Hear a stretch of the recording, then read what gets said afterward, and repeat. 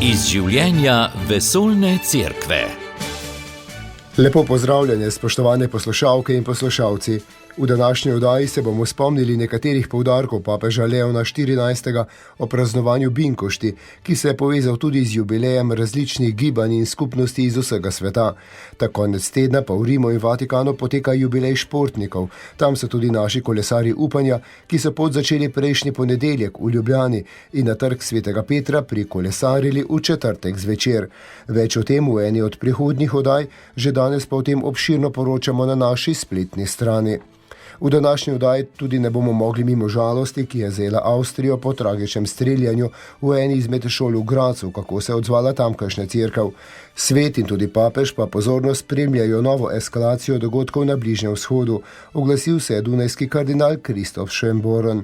Spomnili bomo še na nekatere dogodke, ki jih je v minulem tednu imel papež Frančišek, ki je napovedal kanonizacijo blaženih Karla Akutisa in Piera Giorgia Frassatija za 7. september. Osrednji del oddaje pa bo namenjen novemu vodstvu minoritskega reda. Na funkcijo generalnega vikarja reda je bil v Asiziju izvoljen pater Igor Salmič. Z njim je pogovor pripravil Tone Gorjub. K poslušanju vas vabim Alen Salihovič. Utrinki iz življenja vesoljne cerkve. Prejšnjo nedeljo smo v katoliški cerkvi obhajali Binkošti, praznik Svetega Duha. Zato je v Rimu potekal tudi jubilej predstavnikov gibanj in skupnosti iz vsega sveta.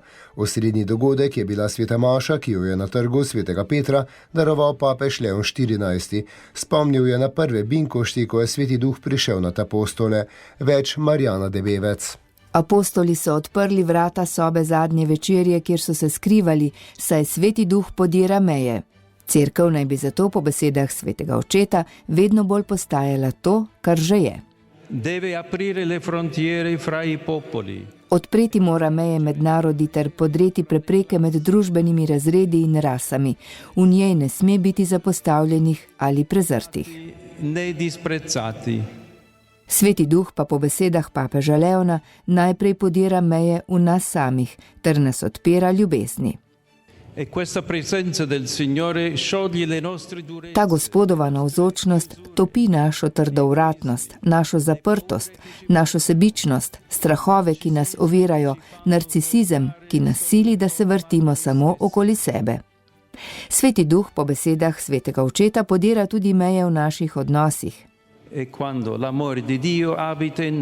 In ko Božja ljubezen prebiva v nas, postanemo sposobni, da se odpremo bratom in sestram, da premagamo svojo togost, strah pred tistimi, ki so drugačni, da vzgajamo naše strasti, ki se prebujajo v nas.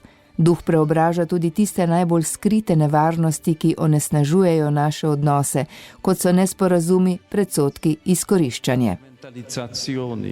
Ob tem je papež posebej opozoril na instrumentalizacijo drugih in prevlado nad drugimi, kar vodi v nasilje, kot so umori žensk.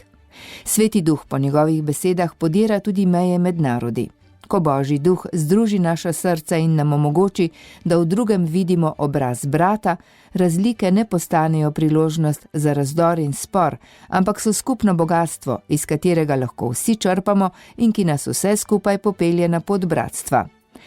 Pred opoldansko molitvijo pa je Leon XIV po posredovanju Device Marije Svetega Duha prosil za dar miru, še posebej miru v srcu, v družinah, v družbi in v mednarodnih odnosih. Zaželel je, da bi razsvetlil voditelje, da bi imeli pogum za dialog. Uvod v praznik Binkošti pa je bila vigilija, pri kateri se je o papežu Leonu XIV. Zbralo več kot 70.000 članov različnih gibanj in skupnosti iz vsega sveta. Preden je mednje prišel Sveti Oče, so prisluhnili pesmim, pričevanjem in meditacijam. Predvajali so tudi posnetke zadnjih 3 papežev med srečanji z gibanji. Tudi glasbena obogatitev je izražala različnost gibanj ter obenem njihovo skupno pripadnost eni sami cerkvi. Tam so bili tudi slovenski romarji, nekaj smo jih poklicali in jih povprašali v njihovih vtisih. Za naš radio sta spregovorila Florjana in Drago Borkovič. Že v soboto zvečer sta se predstavniki gibanj, več kot 70.000 vas je bilo, udeležili bedenja vigilije Binkoštne. Kakšen vtis je na vas pustila? Več 10.000 glava, množica udeležencev iz celega sveta. je prisluhnila programu pred večernim bdenjem.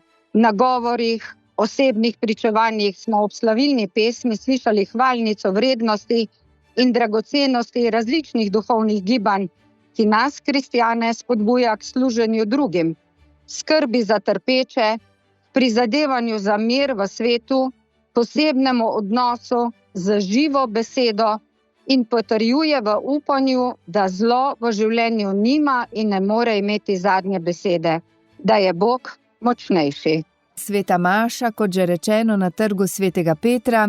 Drago Borkovič, kakšen vtis pa je na vas pustila ta sveta maša? V berilu smo slišali, ko je prišel binkoštni dan, so bili vsi zbrani na enem mestu. Tako smo tudi mi ta trenutek bili zbrani na trgu, mnogi narodi. Dobili smo informacijo, da nas je bilo iz preko 100 držav. Slišali so se različni jeziki, združevalo pa nas je to, kar je rekel Jezus, tolažnik Sveti Duh, ki ga je Oče poslal v njegovem imenu, da nas uči vsega in spomni vsega, kar nam je Jezus povedal. Po besedah papeža Leona 14. smo bili v pridigi nagovorjeni oznanjevati evangelij s pogumom in veseljem. Pa tudi to, da moramo dovoliti Svetemu Duhu, da nas nagovarja, predvsem v gradnji medsebojnih odnosov, da bomo spoštljivi, vključujoči eden do drugega, da bomo znali sprejemati različnosti, živeti v miru in edinosti. Slišati je bilo tudi vabilo k sinodalnosti, hoditi skupaj kot občestvo. Še ostajamo pri papežu Leonu 14. Ta je na petkovem prvem javnem konzistoriju določil datum za kanonizacijo 2 mladih blaženih, Karla Akutisa in Piera Giorgia Frassatija. Slovesna kanonizacija bo potekala v nedeljo 7. septembra. Oba, mladi lik z velikim vplivom na internetno družbo Akutis in član dominikanskega gibanja Frassati, sta izjemno priljubljena po vsem svetu.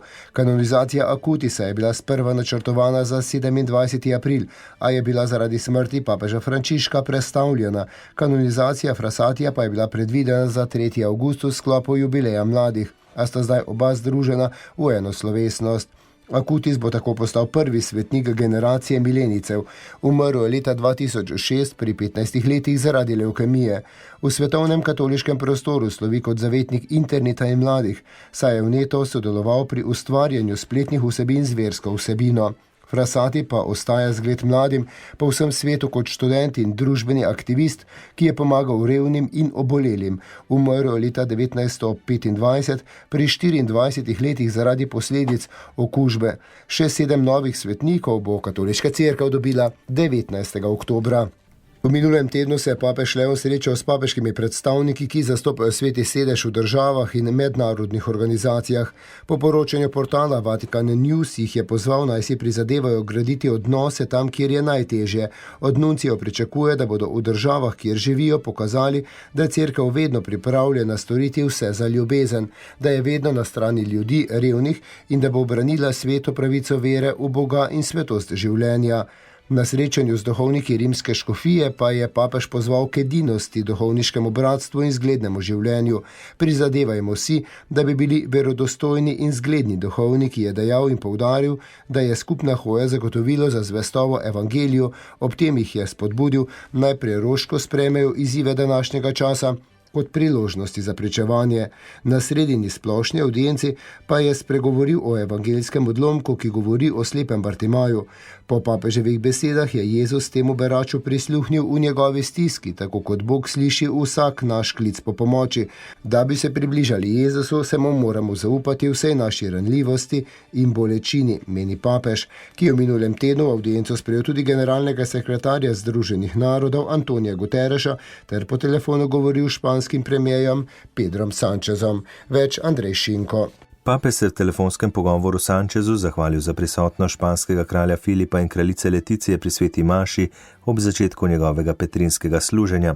Sogovornika sta spregovorila o številnih aktualnih temah, med drugim o migrantski krizi, prizadevanjih za mirno reševanje oboroženih konfliktov in pomenu varovanja človekovega dostojanstva.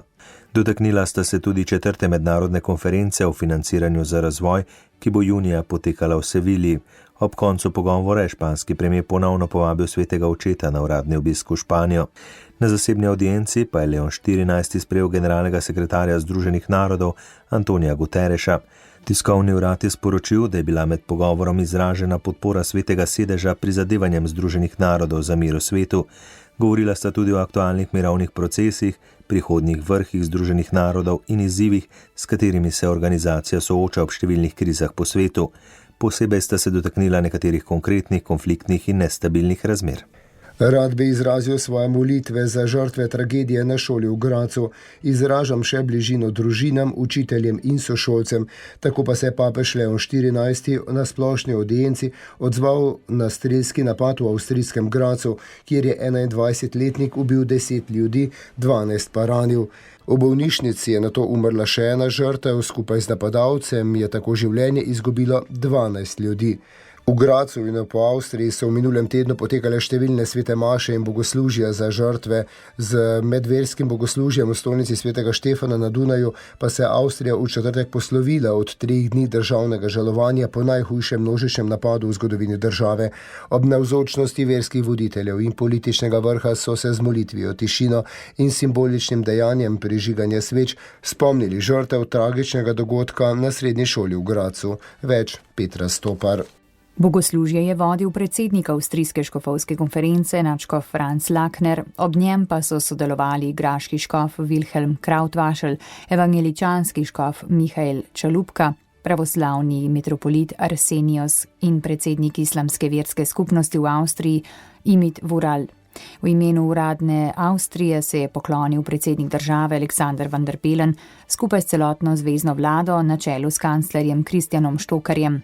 Dunajski apostolski administrator Jozef Grinvidl je v uvodnih besedah poudaril, da se uradno žalovanje končuje, vendar rane ostajajo.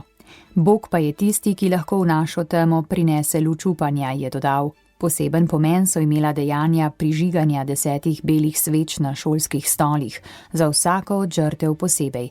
Sveče so prižgali šolari, politiki in verski voditelji. Administrator je nato postavil še eno svečo za storilca.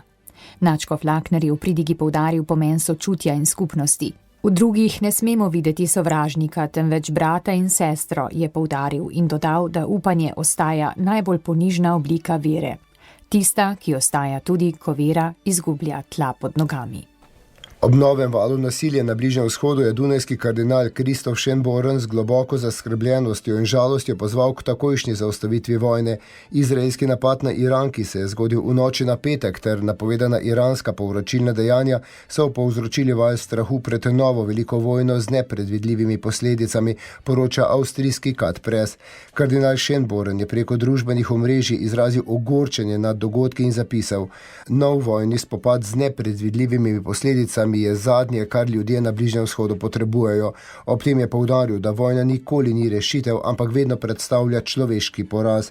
Spomnil je tudi na pogosto opozorilo pokojnega papeža Frančiška: ustavite vojno, preden bo prepozno. Vatikanski medijski oddelek je svojih spletnih strani odstranil slike nekdanjega slovenskega jezuita in umetnika Marka Rupnika, ki je obtožen spolnih in psihičnih zlorab redovnic. Njegove slike so namreč do nedavnega še ilustrirale liturgični koledar dogodkov na spletni strani Vatikana.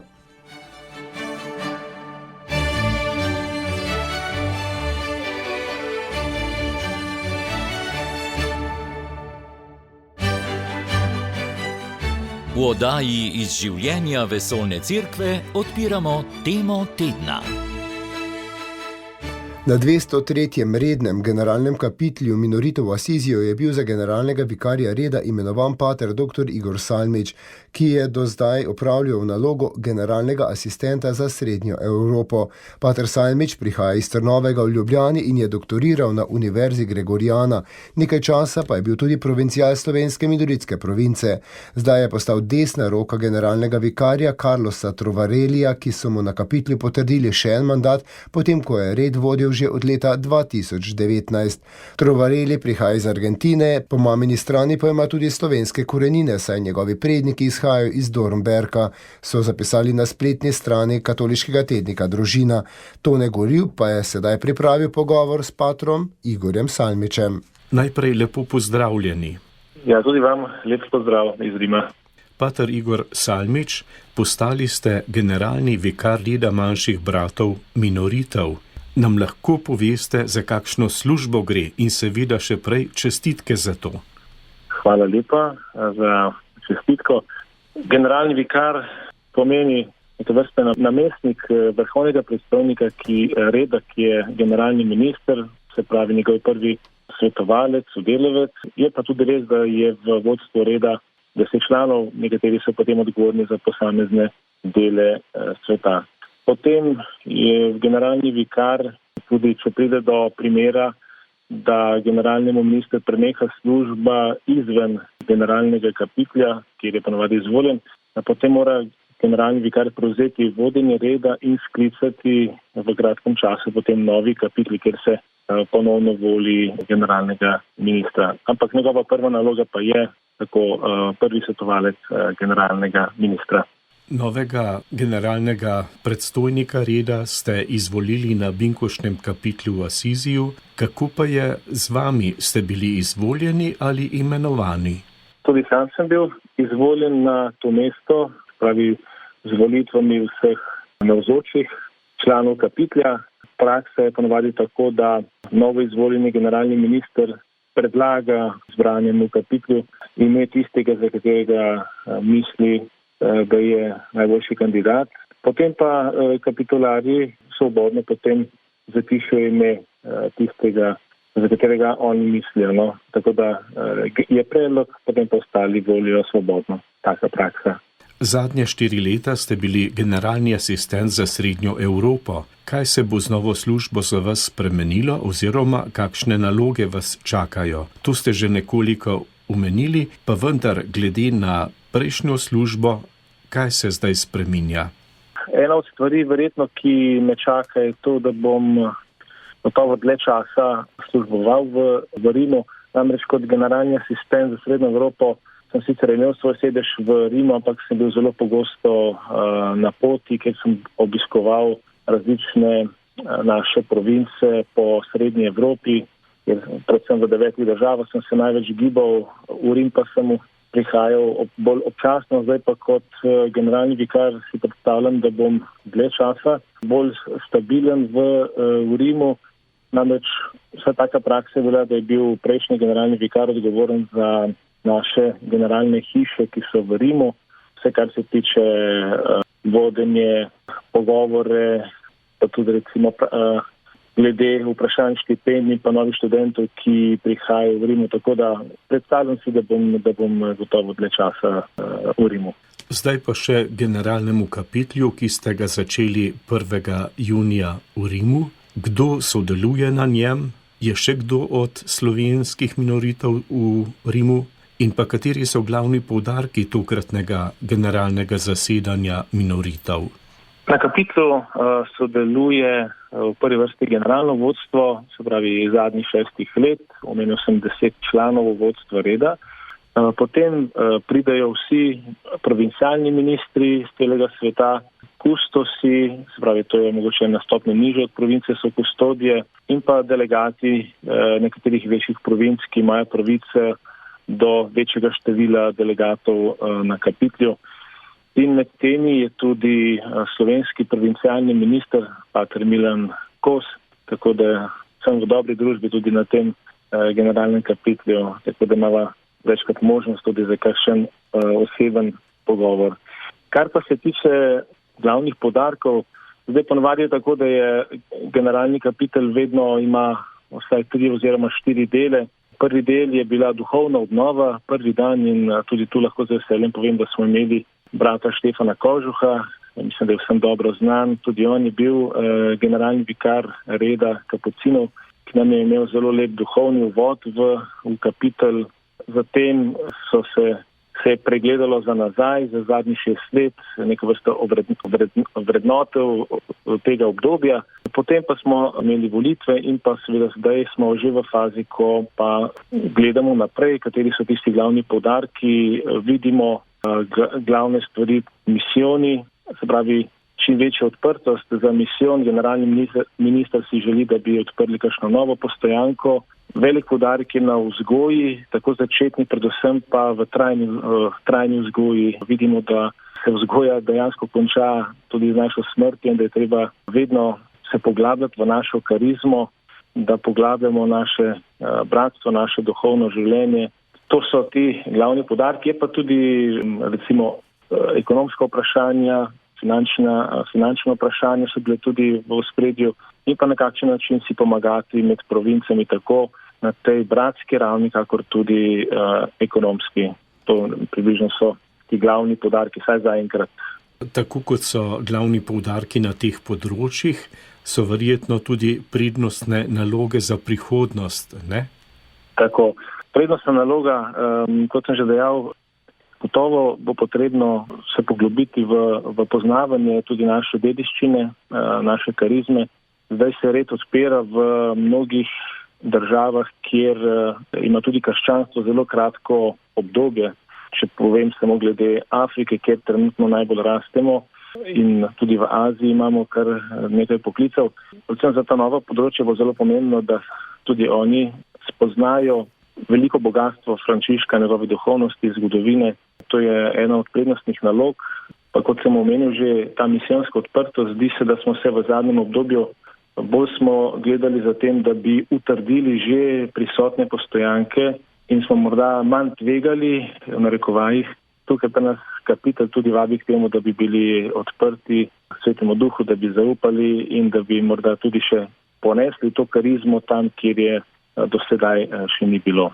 Ja, nekako ste že nakazali, da je vaš red najbolj cvetoč oziroma najbolj mladosten in svež v Afriki in pa Aziji. Ali redovniki, ki prihajajo z tega konca sveta, tudi vam kaj sporočajo? Kaj se vam zdi, da se lahko naučite od njih, zlasti v tistih predelih, kjer duhovnih poklicev manjka?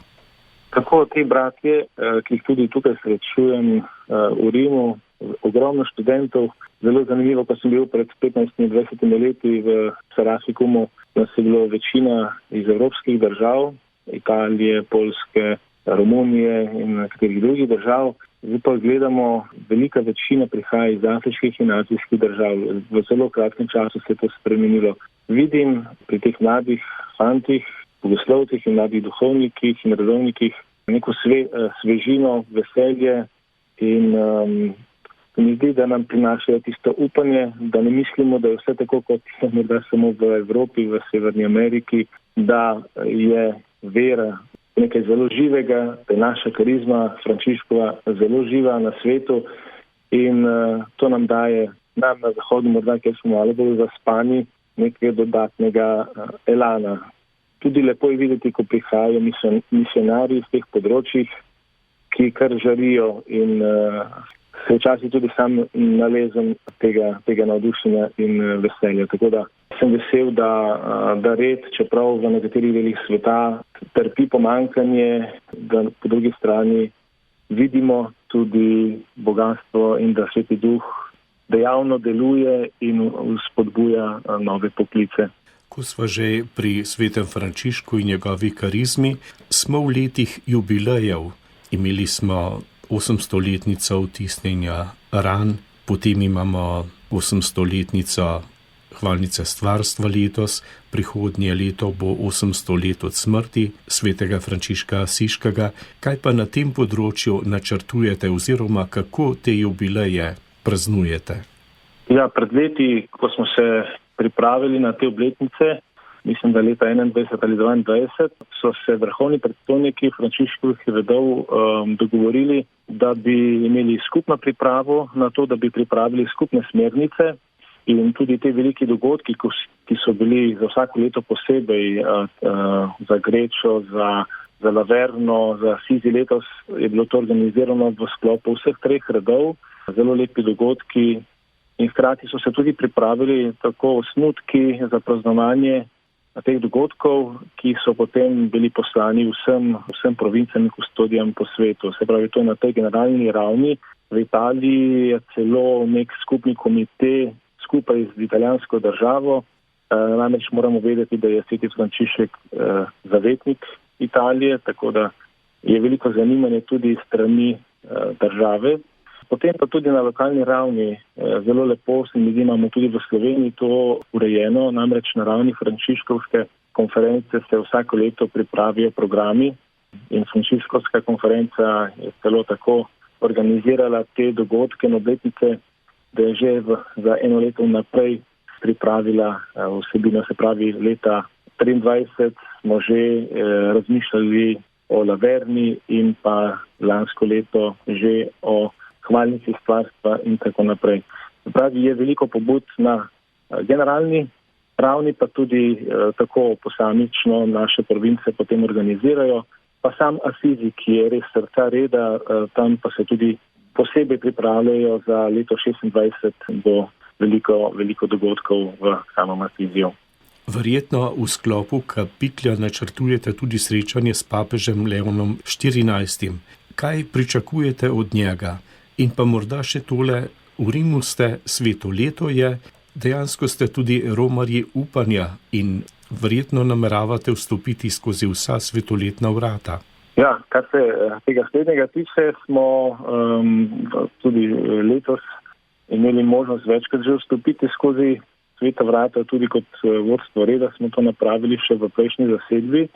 Kar pa se tiče obiska s papežem, je načrtovan 20. junija, se pravi na predzadnji dan kapitlja. Verjetno bo podobno, kot je bilo že pred 6 leti, ko smo srečali papeža Frančiška, ki nas je lepo nagovoril in spodbudil k zvestobi naši karizmi, našemu redovnemu ustanovitelju.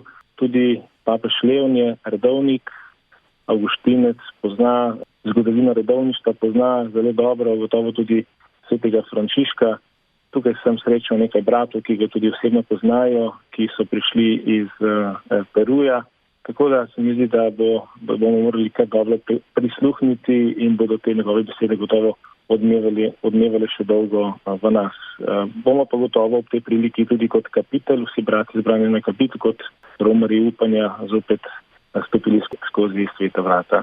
Pater Igor Salmič, hvala vam za tale pogovor in pa veliko blagoslova pri vaši novi službi generalnega vikarja reda manjših bratov minoritov vam želim. Hvala tudi vam in tudi za ta pogovor. Ki ga je pripravil sodelavec Tone Gorjub. To je bilo vse v današnji oddaji iz življenja Vesoljne cerkve. Seveda vas vabimo, če ste jo zamudili, da ji prisluhnete v radijskem podkastu. Oddajo sem danes pripravil in uredil Alen Salihovič. Za glasbeno podlago je poskrbel Aleš Karba. Želiva vam kar se da lepo in pa prijetno ter seveda blagoslovljeno nedeljo. Z Bogom! Poslušali ste oddajo iz življenja Vesoljne cerkve. Ponovno ji lahko prisluhnete v našem audio arhivu. radio.ognisce.si